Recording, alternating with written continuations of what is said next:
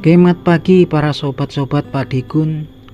Jumpa lagi di kanal YouTube-nya Pak Digun. Oke para sobat, jadi di pagi hari ini seperti biasa kita ngobrol-ngobrol santai seputaran Prayaman ya teman-teman. Cuman hari ini kita akan ngobrol-ngobrol tentang teman-teman, sobat-sobat, sedulur-sedulur yang kita cintai yang memang mempunyai hobi bikin video atau konten kreator. Jadi konten kreator di YouTube yang berkaitan dengan Prayaman teman-teman. Nah teman-teman, mungkin banyak yang kemudian bertanya-tanya kalau dapat upah, dapat duit itu dari mana sih prosesnya gitu kan. Jadi teman-teman, jadi YouTube ini adalah salah satu platform media sosial yang dimiliki oleh Google. Nah, jadi Google tuh punya banyak platform media sosial ya, salah satunya blog dan salah satunya lagi adalah YouTube. Nah, seperti yang kita tahu sendiri, Google adalah salah satu perusahaan iklan terbesar di dunia. Dia nyaris memiliki perwakilan, memiliki kantor di 80% dari seluruh negara-negara yang ada di dunia. Jadi raksasa periklanan ya Google ini teman-teman. Nah, banyak pengiklan ketika memasangkan mengiklankan produk-produk mereka di negara yang terkait, pastinya Google akan memasang iklannya tersebut di salah satu platformnya yaitu AdMob, kemudian di blog ataupun di YouTube. Nah, kita fokus sekarang di YouTube.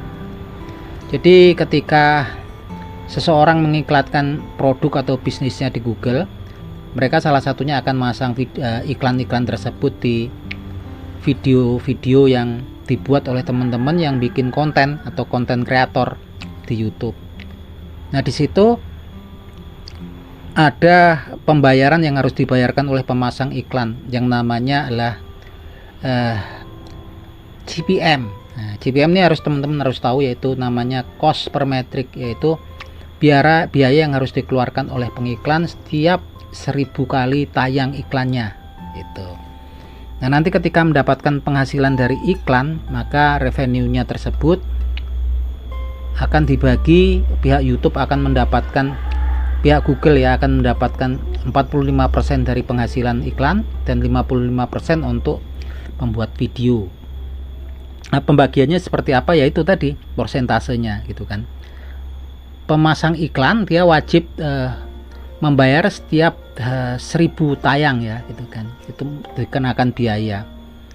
Tapi teman-teman, ternyata pembayarannya itu, angka pembayarannya ternyata berbeda-beda teman-teman. Jadi iklan-iklan yang ditonton, video-video yang ditonton oleh penonton-penonton di Indonesia, ada di Eropa atau di Malaysia, negara tetangga, ternyata nilai CPM-nya berbeda-beda. Nah, Indonesia sendiri yang paling memprihatinkan, nilai CPM-nya yang terendah ya teman-teman. Nilai CPM-nya itu $0,5. Pak, kalau Australia bisa sampai $7-8. Bahkan kayak sekelas Luxembourg, terus kemudian negara-negara kayak Swiss ataupun Prancis itu ada yang sampai $15-18 cost per metricnya. Jadi kalau kita bikin video judulnya bahasa Indonesia, narasinya pakai bahasa Indonesia, tentunya yang nonton adalah orang-orang Indonesia. Itu CPM-nya hanya $0,5 yang harus dikeluarkan biaya oleh yang masangin iklan. $0,5 kalau didolarkan, kalau dirupiahkan, kalau sekarang tuh anggap aja 15.000 ya dolarnya, $1 berarti dapat Rp7.000. Nah, Rp7.000 itu apakah kemudian sebesar itu Rp7.000 itu nanti masih dipotong pajak, kemudian dibagi dua antara Google dan pembuat video. Anggaplah kita dapat 4.000 gitu kan. Nah, 4.000 ini kalau betul-betul memang ketika orang nonton iklannya tayang. Nih, sebagai contoh, kadang-kadang nanti teman-teman nanya, loh, saya lihat di studio video saya yang nonton 10.000 kok dapatnya cuma Rp5.000. Jadi gini teman-teman, itu kan per view ya, yang nonton 1.000 orang gitu kan, harusnya kita dapetin 4.000 kali 1.000, 40.000. Tapi kadang-kadang kok dapatnya cuman 4.000 atau 5.000 atau 10.000 rupiah gitu kan. Ya karena kalau ketika kita nonton videonya mungkin nggak pas jam tayang iklannya. Jadi iklan tuh nggak setiap saat ya teman-teman, ada waktu-waktunya tertentu.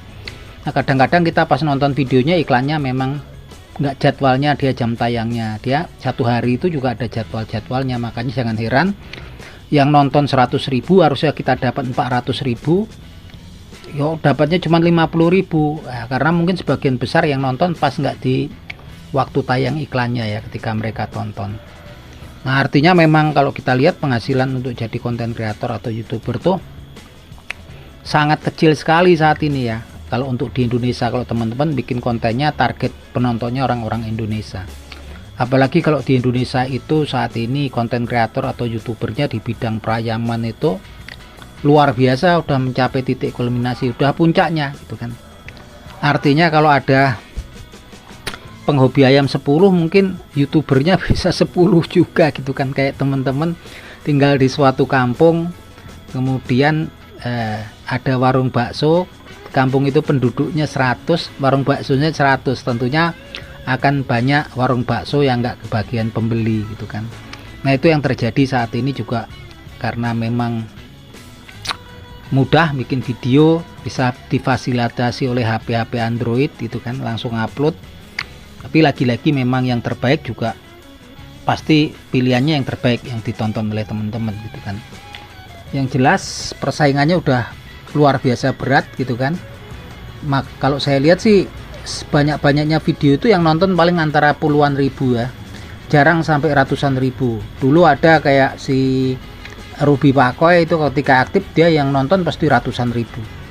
Kalau ratusan ribu itu baru ketara kita dapat penghasilannya tiap bulan gitu kan. Kalau yang nonton cuman bangsa 1.000 2.000 sudahlah gitu kan, nggak ketemu itu teman-teman, nggak ketemu. Jadi biayanya untuk pembuatan video nggak ketemu. Apalagi teman-teman yang main-main ke pasar beli bensin, makan soto segala macam, dapatnya cuman 5.000 rupiah, 10.000 rupiah. Itu kan kita mengeluarkan biaya ketika bikin video itu.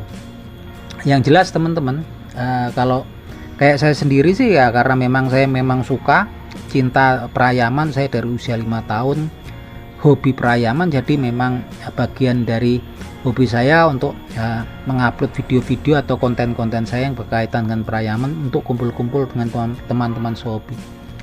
Tapi kalau didasari cuan, didasari penghasilan, tentunya banyak yang menghilang nanti. Teman-teman sudah banyak lihat kan, ada dulu kandang biru kalau dari Yogyakarta, nggak lama kemudian ada kandang ABG, sebelumnya udah ada kandang Sumanto. Itu konten kreator yang penontonnya banyak teman-teman. Tapi memang kemudian mereka hilang dengan sendirinya. Kenapa gitu kan? Ya karena di YouTube sendiri konten perayaman ini mendapatkan sorotan khusus dari algoritma YouTube. Ketika konten selain perayaman itu kemudian kita onin ad-nya, dolarnya yang warnanya dolar, artinya iklan kita aktif di situ, pemasangan iklan aktif, itu langsung otomatis iklan nanti dipasang ketika trafficnya bagus. Nah kalau yang perayaman ini prosesnya 2 kali teman-teman. Jadi ketika kita onin iklannya itu biasanya nanti berwarna coklat, dolarnya coklat. Artinya apa? Itu artinya unfriendly for the advertisement menurut pihak algoritma YouTube. Nggak ramah untuk dipasangi iklan, nggak bersahabat untuk dipasangi iklan, karena masih dianggap sebagai konten-konten yang berbau kekerasan atau violen terhadap binatang gitu kan. Sehingga ya akan banyak kemudian video-video yang nggak dimonetisasi gitu kan.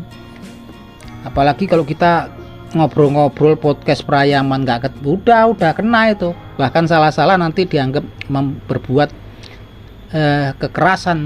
Padahal kita kadang-kadang nggak ada ayamnya, cuman ngobrol-ngobrol. Saya pernah ya teman-teman, waktu pulang ke Cianjur di perjalanan saya melakukan live streaming di bis ya, karena ada yang nanya-nanya ayam begini begitu, yang ininya begini begitu. Akhirnya saya tahu-tahu kena strike dari pihak YouTube.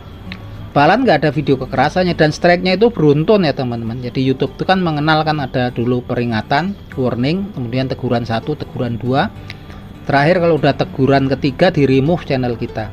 Nah repotnya kalau ketika video kita banyak kan, ketika strike-nya datang beruntun dan kita nggak ngerti. Kalau strike-nya 1 kemudian kita tahu, kita masih bisa ngajukan banding atau kemudian menghapus video-video kita yang kita curigai ditengarai algoritma YouTube mengandung kekerasan gitu kan. Tapi kalau kemudian dalam 1 hari datang beruntun ya sudah hilang. Dan ketika udah di remove channelnya, mau apa kita? Jadi kita nggak bisa apa-apa, mau banding nggak bisa. Nah itu teman-teman sekilas ya konten perayaman untuk para youtuber perayaman, ya untuk wawasan lah gitu kan. Jangan terlalu banyak berharap, apalagi kalau saya nonton sekarang ya paling banyak itu nonton ya 10.000, 30.000. 30.000 itu penghasilannya berapa? 30 kali 4.000, 120.000. 120.000 itu kalau mereka nonton semua, ketika iklannya muncul mereka nonton, ketika mereka nonton iklannya muncul. Kadang-kadang yang nonton 30.000 dapatnya cuma 5.000 rupiah. Nah itu aja teman-teman, semoga bermanfaat buat teman-teman di rumah.